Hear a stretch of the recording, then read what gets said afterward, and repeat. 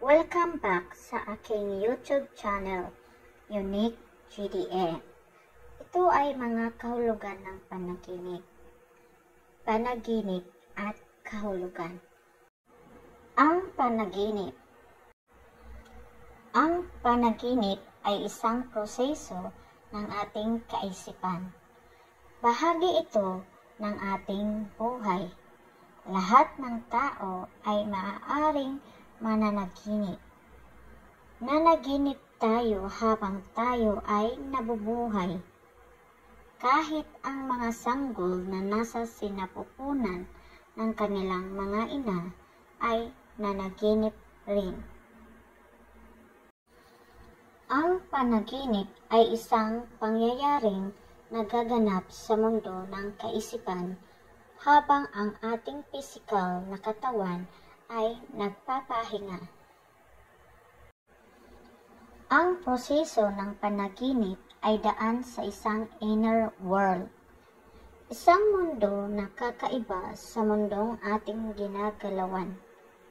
Nagbibigay ito ng mga impormasyon sa atin sa pamamagitan ng mga visual language hingga sa mga nakatagong karanasan natin at iba pang mga proseso ng unconscious mind. Ang mga imahe at aktibidades sa ating panaginip, gaano man ito kahiwaga o kaya naman ay walang kahulugan, ay nagpapakita pa rin ng mga symbolic structures.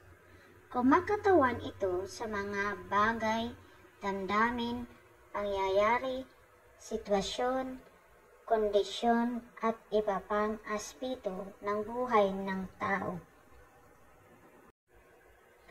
Mahalagang matutunan natin ang kahulugan ng mga panaginip na ito upang matulungan tayong intindihin o ipaliwanag ang ating mga pinakamaganda o nakakatakot man na panaginip.